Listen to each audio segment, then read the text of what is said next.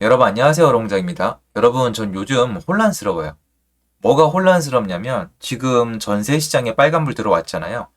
전세 시장에 문제는 늘 있었어요. 보증금 반환 사고도 문제가 됐었고 전세 사기도 계속 있었어요. 원래 그런 인간들이 계속 있답니다. 그런데 그 문제를 가지고 다른 사람도 아니고 국토부 장관님께서 계속 수면 위로 꺼냈어요. 우리가 다 알고는 있었어요. 물론 문제가 있으면 잡아내야 되는데 제가 지난 영상에서 말씀드렸다시피 사기꾼 잡아내는 건 국가의 책무 중에 하나예요. 어필할 게 아닙니다. 피해자가 생기면 법 한도 내에서 보호해 주는 것도 국가의 책무입니다. 이것도 어필할 게 아니에요. 그런데 문제가 일어나기도 전에 계속 수면 위로 띄우는 거예요. 전세 사기, 빌라왕, 건축왕, 다주택자 이런 거를 계속 이슈화 시키면서 인기몰이를 했습니다. 제가 혼란스러운 건 뭐냐면요. 그것도 다 본인 마음이시고 고위직이고 선거로 뽑히셨기 때문에 본인 선택이세요. 제가 뭐라고 할 주제도 안 되고 저보다 더 엘리트시고 잘 배우신 분들이고 다 좋아요. 다 좋은데 제가 이해가 안 되는 게 한 가지가 있어요. 뭐냐면 수면 위로 띄우고 문제를 부각을 시키고 결국 터지게 하셨잖아요. 안 터질 줄 아셨다고 하면 전 대단히 실망스러운 게 아니 계속 건드리고 시장은 신뢰예요. 이것도 하나 잡아가셔야 되는데 여러분 우리은행에 돈을 넣었다고 쳐봐요 여러분이. 우리은행에 내가 돈을 넣었는데 가서 인출하려니까 안 돌려주는 거예요. 우리은행에 여러분이 1,000만 원 예금을 넣어놨거든요. 근데 안 돌려줘요. 그럼 어떻게 될까요? 사회 시스템 붕괴되는 거예요. 국가 채권이 만기가 되는데 돈이 안 나와요. 붕괴되는 거예요. 디폴트예요. 모든 게 스탑이에요. 거래가 안 된다고요. 이게 신용이에요. 믿고 거래하는 거. 여러분은 알게 모르게 신용을 활용을 해요. 믿고 쓰는 거예요. 그러니까 뭔가를 믿고 거래를 할 수 없으면은 거래가 안 됩니다. 그래서 이거는 뭔가 믿을 수 있는 그 신용 시스템 자체가 굉장히 중요한 거예요. 그런데 국토부 장관님이 나오셔서 전세 제도에 대한 신뢰를 떨어뜨렸기 때문에 신용이 떨어지면서 수요도 떨어진 겁니다. 그럼 당연히 국토부 장관님이 얼마나 높은 자리인데 사람들이 안 믿겠어요? 저 같은 일개 유튜버 얘기 믿겠어요? 국토부 장관님 믿겠어요? 저라도 국토부 장관님 얘기 믿어요. 인간적으로 맞는 말이죠. 사실 말은 맞게 해야죠. 근데 이분이 전세가 위험하대요. 그럼 전세 시장 아작나는 건 당연한 거잖아요. 여기까지 도 좋아요. 그러면 시장을 아작을 내고 문제를 수면 위로 띄웠으면은 정치하시는 분이잖아요. 전 이렇게 생각을 했거든요. 이렇게 수면 위로 띄워서 문제를 탁 터뜨리고 저 같은 애가 이해 못할 정도로 심오한 프로젝트가 뒤에 있는 거예요. 전세 문제 터졌어? 그래, 난 마침 한국 부동산 시장의 체질을 개선해주고 싶었어. 내가 국토부 장관에 앉은 이상 난 이런 빅 프로젝트가 있어. 그래서 나는 뭔가 보여줄 거야. 내가 제도를 개선시키겠어. 나 더 높은 곳까지 한국 사회에 기여하는 모습을 보여주겠어 라고 전 생각을 하고 밀어붙이는 거에 대해서 내심 기대감을 가지고 응원을 했습니다. 그래서 아직도 일말의 기대가 남아있어요. 뭔가 있겠지. 왜냐면 그분을 믿고 지지해서가 아니에요. 죄송하지만. 그게 아니고요. 일을 이렇게 터뜨려 놨으면 상식적으로 뭔가 있지 않습니까? 예를 들어서 내가 야, 너 나랑 와서 농구 한 판 해. 그러면 어느 일정 이상은 농구를 할 줄 아는 사람인 거잖아요. 야, 너 나랑 요번에 철권 새로 나온 철권 한 판 붙자. 그럼 철권을 할 줄 안다는 뜻이잖아요. 스타크래프트 하나도 할 줄 모르는 사람이 야, 스타크래프트 나 1대1 뜨자 이러지 안 하잖아요. 문제를 터뜨렸으면 뭔가 있는 거거든요. 그런데 없어요. 없어요. 해결책이 없어요. 해결책이 없이 문제를 키우면 제가 이렇게까지 얘기하는 건 참 괴로운데요. 전세 보증금 반환 사고를 당하지 않아도 되는 사람까지 전세 보증금 사고를 당하게 하는 거예요. 이렇게 생각하시는 거 알아요. 네 말은 다음 세입자를 구해서 이 세입자를 돌려주니까 폭탄 돌리기. 이번 세입자를 구하고 다음 세입자한테 떠넘기자는 건데 여러분 지금 이게 역사가 30년이 넘어요. 무슨 말씀이세요? 이렇게 전세금을 돌리고 돌리는 게 30년이 넘어요. 30년이 거의 40년 가까이 됐습니다. 전세제도가 얼마나 오래됐는데요. 이게 무슨 폭탄 돌리기예요. 그냥 중간에 끊어낸 거잖아요. 그러니까 지금 재수없는 타이밍에 걸린 분들만 돈 사고가 터진 거예요. 이건 맞는 말인데 아니 그러면 뭔가 있어야 될 거 아니에요. 그거 없단 말이에요. 전 그게 굉장히 혼란스러운데 혹시 해답을 아시는 분은 댓글 달아주시면 제가 읽어보고 제 마음을 한번 추스려 보겠습니다. 저는 이해를 못하고 있습니다. 그리고 제가 오늘 이걸 띄워놓은 이유는 뭐냐면은 이런 것 때문에 요새 전세에 대해서 토론을 엄청 많이 하더라고요. 전세를 없애야 된다.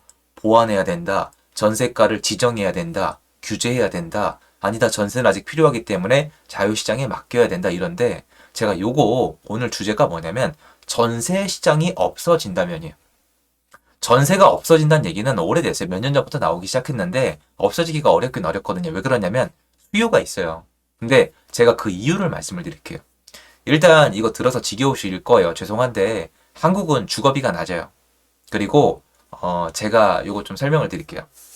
저도 마찬가지고요. 사람은요. 인간은 감사할 줄 몰라요. 옛날에 저도 그랬어요. 감사할 줄 모른다고 뭐가 부족하거나 낮다는 뜻이 아니에요. 인간 본능이 원래 그래요. 감사할 줄 몰라요. 여러분 칼등 강도 만나보셨어요? 칼등 강도? 저 만나봤거든요. 그리고 저는 해외 여행하다가 강도 만나가지고 저 옷까지 뺏어간 사람이 있었어요. 폭행은 안 당했습니다. 근데 한국에선 그걸 당한 적이 없어요. 한국에선 도둑질을 당하거나 맞거나 이런 게 뭐 타인에게요. 네.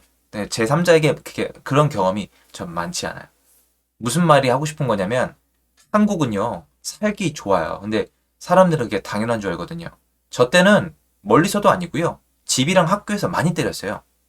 여러분 이런 거 생각하시죠? 사랑의 매 5대 맞는다 이거 말고요. 그냥 집에 개 패듯이 이렇게 때리는 거 있잖아요. 저희는 비일비재했어요. 나 때는 얘기하는 게 아니라 팩트만 말씀드리는 겁니다. 팩트예요. 제 말에 책임질 수 있어요. 폭행이 있었어요. 저 어릴 때부터 학교까지 다. 학교 선생 중에 선생 같지 않은 사람들이 많았어요. 선생이라고 부를 자격도 없는 사람도 많았고요. 애를 때려도 신고가 안 됐고 남의 가정사에 참여하지 마라. 이런 얘기가 있었어요. 지금 어떻죠? 지금 그딴 식으로 했다는 수갑을 차는데요. 저는 사회가 너무 좋아진 거에 대해서 박수갈채를 보내고 싶은 사람이에요. 저는 아동학대나 어떤 유아를 괴롭히는 행위에 대해서는 제 돈을 넣어서라도 근절하고 싶은 사람이에요. 그건 진짜 손목을 꺾어버려야 되는 일이거든요. 근데 그런 것들이 없어지고 있고 한국은 발전하고 있고 저는 이만하면 선진국이라고 제가 느껴요. 그리고 저는 여기 나와 있는 국가 중에 거의 대부분을 다 가봤습니다. 대부분의 국가에 친구들이 있었고 지금도 연락하는 친구들이 있습니다. 그래서 제가 감히 제 주제에 제 입장에서 말씀을 드리는데 한국은 살기 좋은 국가예요. 그런데 사람은 감사할 줄 몰라요. 그래서 사람들은 환상이 있어요.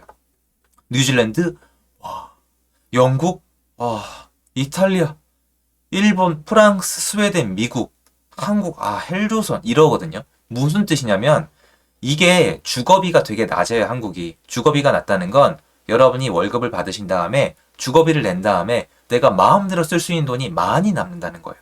근데 외국은 진짜로 가서 월세 내고 나면 돈이 안 남아요. 제가 정말 너무 많이 봤거든요. 돈이 없어요. 월급을 받아서 월세를 내면요. 월급 절반이 넘게 날아가더라고요. 한 60% 날아갑니다. 심한 데는. 쓸 돈이 없어요. 거기서 끝이 아니에요. 그러니까 해외에 나가면은 삶이 팍팍해요. 한국에 부자가 많은 편인데 사람들은 주로 제가 뵀을 때 만나봤을 때 이렇게 생각해요. 여기는 살기 좋고 여기는 살기 안 좋으니까 주거비가 낮은 거다. 안 그래요? 여러분 그 후진국 가보세요. 뭐 후진국이라고 그러면 안 되겠다. 개발도상국? 동남아시아의 개발도상국 가시면요. 치안 유지도 안 되고요. 여러분 관광 나가셔서 길 가다가 개한테 물리세요. 저 농담 아니에요. 개 풀려 있어요. 그러니까 뭐가 안 된다니까요. 밤에 못 나가요. 그리고 미국은 총을 맞아 죽는 사람이 교통사고로 죽는 사람보다 많아요.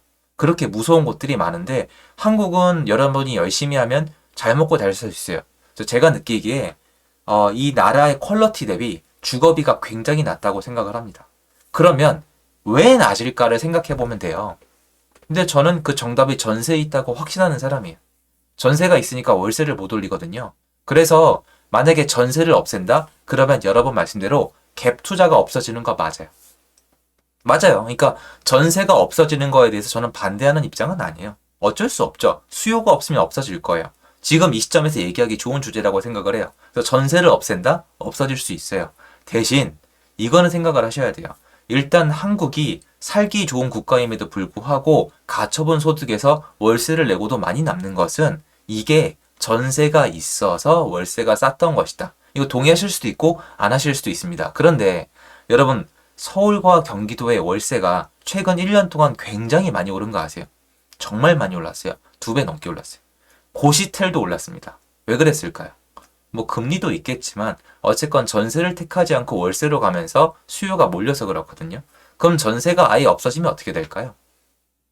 전세가 없어지면 대부분의 사람들이 월세 폭등만 말씀을 하시는데요. 전세가 없어지면 전세에 들어가 있던 돈이 매매와 월세로 갈 수밖에 없습니다. 그리고 전세자금 대출로 수익을 냈던 은행은 대체제를 찾기 위해서 다른 쪽 대출을 풀 수밖에 없습니다. 시중에 풀려있던 돈은 다시 다 사라지기가 어려워요. 많은 분들이 저한테 얘기를 하세요. 유동성이 줄고 있다. 긴축을 하고 있다. 저는 그래서 여쭤봅니다. 여러분 중에서 현재 긴축을 하고 있다는 이유로 여러분 통장의 돈을 은행이 뺏어간 경우가 있나요? 긴축이잖아요. 여러분 통장에 잔고가 5천이 있는데 긴축이니까 은행이 500을 가져간대요. 있어요? 국가에서 여러분 돈을 가져가는 게 있나요? 세금, 이자 이런 거 말고요. 이건 정당 계약이고요.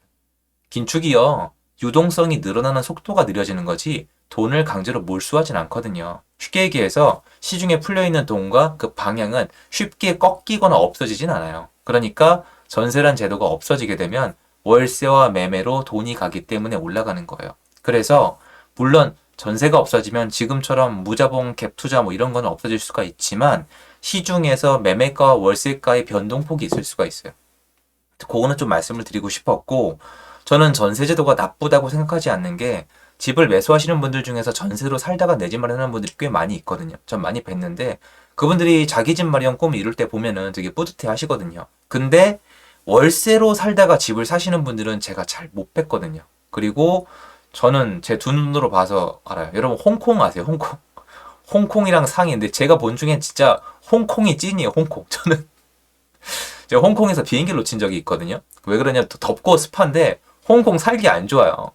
솔직히. 그런데 홍콩 주거비가요. 집주인이 방을 쪼개서 팔아요, 여러분. 거의 가보시니까 그러니까 월세를 제 친구 방에 아파트인데 쪼갰어요, 칸막이로. 근데 너무 비싸더라고요.